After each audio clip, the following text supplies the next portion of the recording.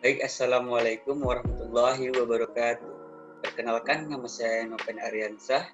Pada periode sekarang saya diamanahkan sebagai Kepala Bagian dari Divisi Pendidikan. Baik, langsung saja rekan-rekan. Pada edukasi kali ini saya akan menyampaikan materi yang berjudul hacker. Apa itu hacker? Hacker adalah orang yang skill pemrogramannya mampu menerobos sistem keamanan komputer atau jaringan komputer untuk tujuan tertentu. Seorang hacker memiliki pemahaman lanjutan tentang komputer, jaringan, pemrograman, atau perangkat keras. Hacker mempunyai pengertian sebagai seorang yang ahli berkomputer dan mempunyai ketertarikan keingintahuan yang sangat besar terhadap keamanan dan pertahanan sistem komputer.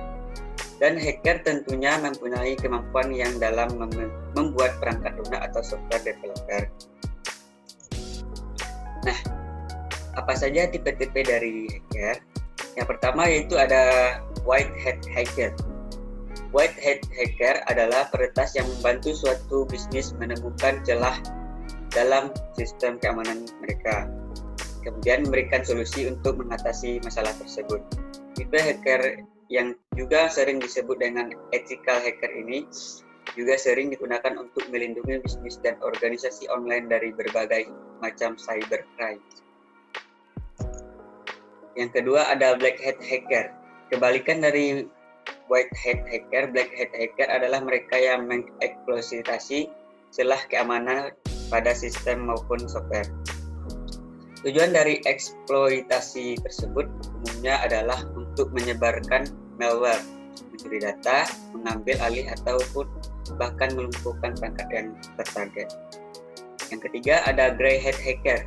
Grey hat hacker berada di tengah-tengah antara white hat dan black hat hacker. Peretas yang memang akan mengakses suatu sistem atau jaringan tanpa seizin pemiliknya.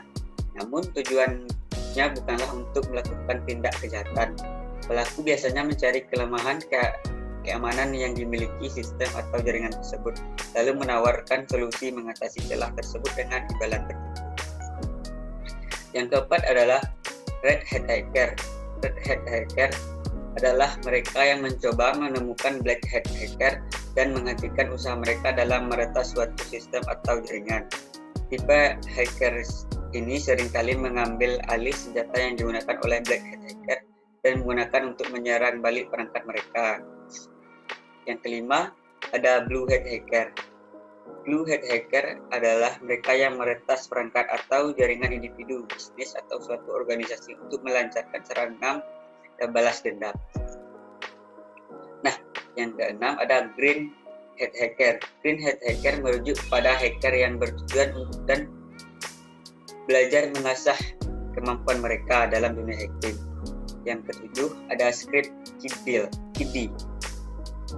Script kiddie tidak mengembangkan softwarenya sendiri, namun mengunduh program yang sudah ada di internet. Nah, sekarang apa saja jenis-jenis serangan hacker? Yang pertama ada denial of service atau disingkat DOS. Serangan denial of service adalah serangan terhadap server website Anda. Jika website Anda terkena serangan ini, pengunjung website Anda tidak akan bisa mengakses website Anda. Hal ini karena serangan ini akan membanjiri traffic pada server website Anda sehingga server overload. Yang kedua ada man in the middle. Dari namanya, serangan jenis ini membuat hacker dapat berada di jalur komunikasi antara website Anda dengan server. Hacker jadi dapat mengetahui semua informasi dari transfer data yang menjadi antara website dan server. Yang ketiga ada malware. Serangan malware merupakan jenis serangan yang masuk ke sistem aplikasi maupun website melalui file aplikasi maupun website yang Anda buka. Misalnya Anda membuka link tertentu. Kemudian secara otomatis terdapat aplikasi yang terinstall secara otomatis.